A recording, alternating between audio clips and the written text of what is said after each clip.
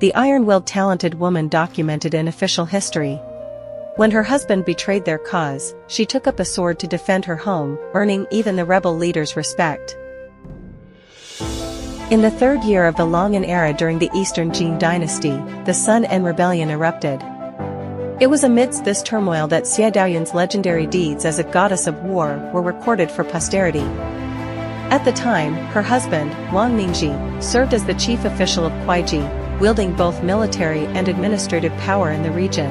Yet, he remained deeply immersed in Taoist beliefs, convinced that the Taoist patriarch would send divine troops to aid him.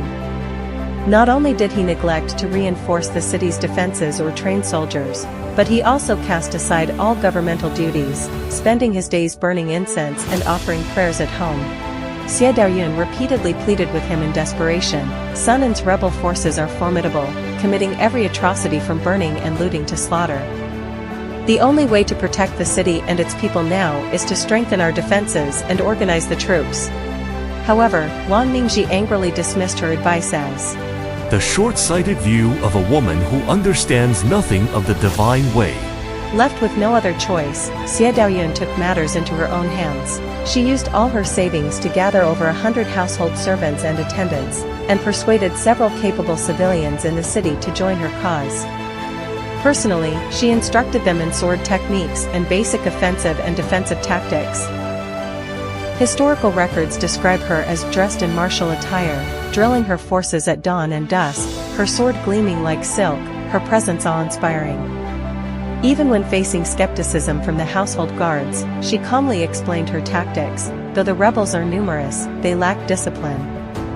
We need only hold the critical points, conserve our strength, and wait for the right moment to hold them off temporarily. Her composure and strategic insight won everyone's unwavering trust.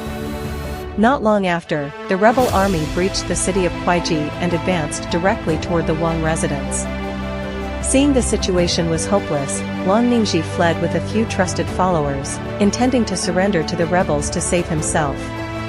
In the end, he was killed by Sun En's subordinates.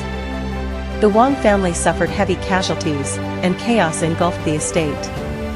At this critical moment, Xie Daoyun donned armor, gripped a long sword, and led the group she had trained for days in a determined charge toward the rebels. Historical accounts record that she personally killed several with her own hands, her sword techniques fierce and precise, stunning the rebel soldiers. The rebel troops had never seen such a formidable woman and were momentarily intimidated, retreating in disarray. However, ultimately outnumbered, her guards fell one by one. Xie Daoyun herself was severely wounded, exhausted, and eventually captured.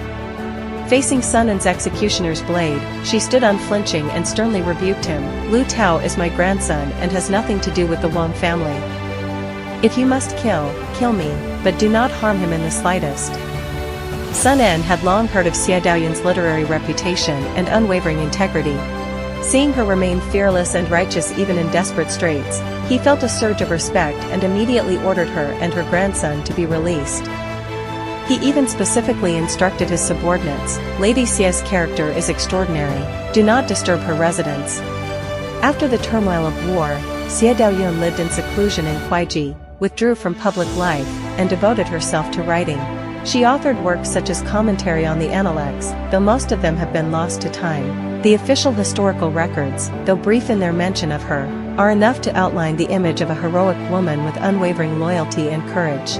Her life began in poetry and concluded with integrity, using the true accounts from history to prove that a woman's strength has never been confined to the written word.